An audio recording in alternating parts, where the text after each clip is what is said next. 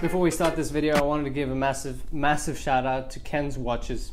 You can check them out at kenswatches.com. Their website is full of watches. They essentially deal in watches, they sell watches, and they helped me get my hands on the stainless steel ceramic Daytona. This watch is essentially theirs, the one you're about to see in this video. If you're in Hong Kong, I really recommend going over to one of their stores. They've got multiple stores, as you can see here. Check out their pieces, check out their website, and they've really helped me in terms of allowing me to film this watch. Just saying that, this video is not sponsored or anything. So, the stainless steel ceramic Daytona.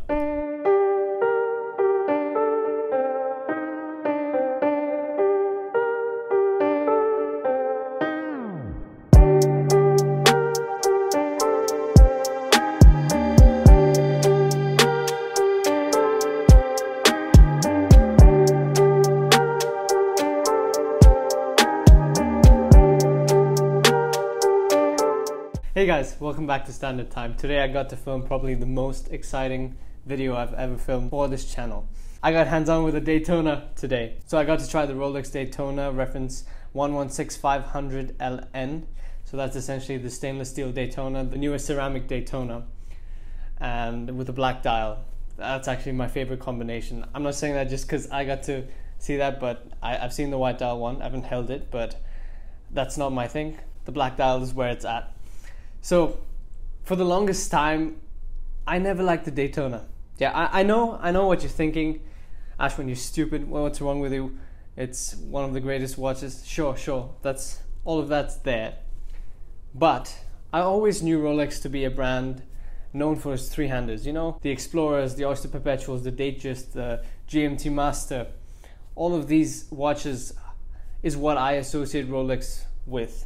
I love all of these stainless steel sports models, but the Daytona was always kind of an oddball for me, and that's how most people felt back in the day when they released the Daytona. You've heard this countless times, but people say that it was extremely hard to push Daytonas off the shelves back in the day, I think in the 70s. So, I don't know about that, but I felt the same way. I never liked the Daytona. It was just not my thing. I wanted... From Rolex, I wanted a stainless steel sports model with a three-hander or maybe a GMT complication. Rolex came out with a GMT that's even more special. So the Zenith El Primero was the chronograph to have, you know? The first chronograph was the Zenith El Primero. And then we had the Daytona with the Zenith movements. So basically the same El Primero movement stuffed into a Daytona case. And that was Rolex's thing. So then we have the ever-popular Paul Newman Daytonas, one of the most expensive watches in the world currently. All of that's great, all of that's fine. I actually like the Paul Newman style Daytona. I bought an Alpha that kind of looks like that. It has a red dial. You've seen it on the channel countless times. I really like that aesthetic, the 39mm case, the matte dial with the white chattering. All of that's really cool. But the ceramic stainless steel Daytona, I never actually thought I'd be able to get my hands on this and make a video on it, but we're here. So please subscribe. The more you subscribe, the more I get these kind of opportunities, and I get to film really cool watches. And that's great for me, and hopefully it's great for you too, because you get to see them, you get to hear what I have to say about them.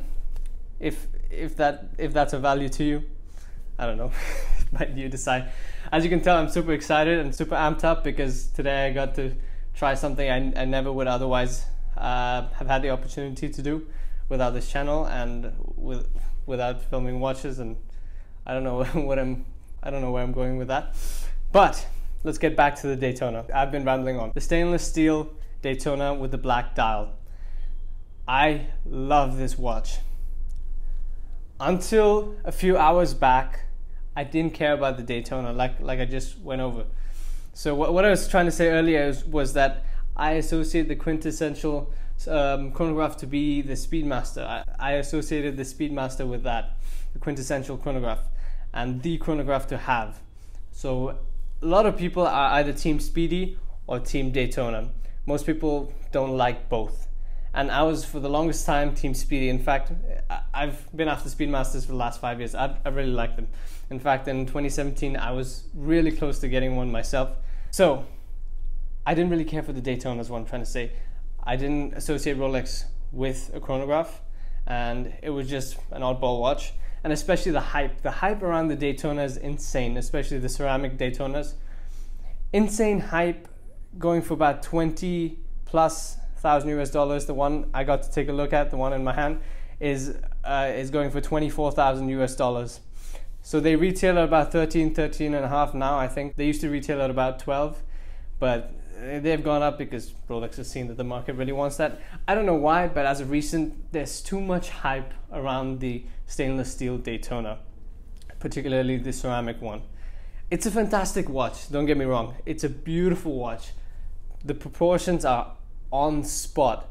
You know, I really love the dimension of this watch, the way it feels in the hand, the way it feels on the wrist. I really love all of these aspects about it, which I didn't until I got to try it out a few hours ago. Until then, I was Team Speedy, but now I like both.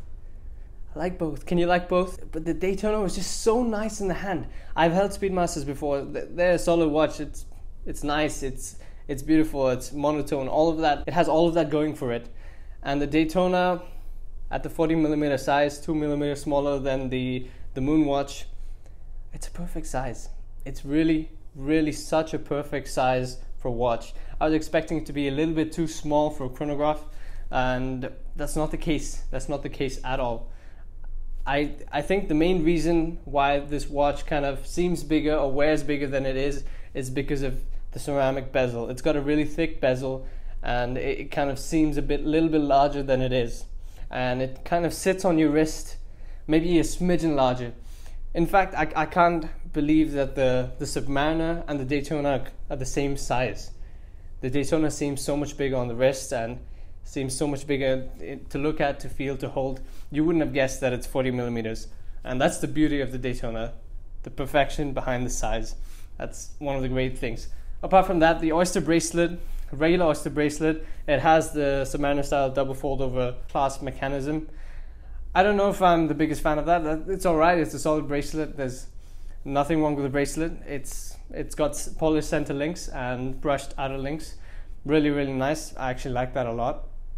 But I think the Datejust has a better clasp. It's an easier mechanism to take it off. And in fact, like if you've not got a dive watch, then I think you can simplify the clasp. You don't have to be too worried, I guess, because the clasp on the Datejust is a simple push release, and I prefer that, frankly. And I think they could have actually gone with that on the Daytona as well, but oh well, they didn't. So in the hand, how's the piece in the hand? It's beautiful in the hand. It's magnificent in the hand. It has the perfect dimensions, like I mentioned. And the more important thing to me is the weight. Even more important is the thickness. For a chronograph, this thing is really thin. It just sits on the wrist so beautifully, as you can see in the B-roll. It's just so clean, so aesthetically pleasing, and so comfortable to wear. That's the thing that surprises me the most. In fact, out of all the chronographs I've ever worn, this is 100% the most comfortable chronograph on the wrist. So, in conclusion, do I think the hype is real? That's difficult. It's very difficult for me to answer this because I was frankly blown away by the watch, but 24K, I don't think the hype is that real. I see it at retail. I see it at a little bit above retail, but double retail, I don't know. It's so hard to say if it's worth it, because I really don't like the fact that there's so much hype. That kind of put me off this particular watch until now. I really didn't care for this watch, mainly because of the hype surrounding it. But I don't know if I can say the hype is real. I think it's still a bit much. I think it's still a bit ridiculous. It's a stainless steel watch. It's a chronograph.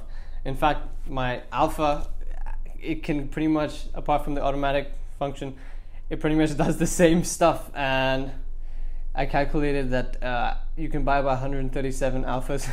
That's a ridiculous comparison, and not that it means anything relevant at all to this video, but just saying. Do I like this watch? Frankly, I really like it. It really surprised me. It's so awesome to hold, so awesome to try on, to wear.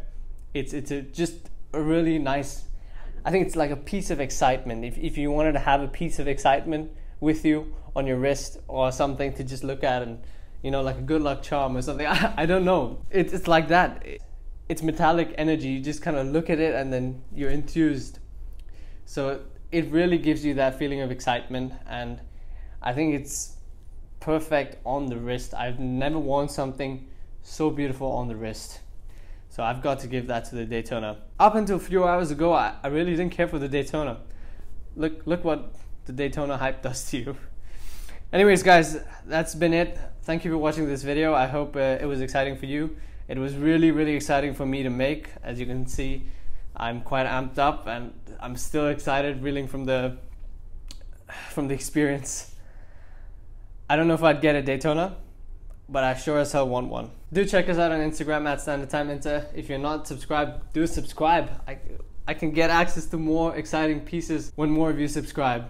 So come on, just do it. Alright, thanks guys. See you next video. Cheers.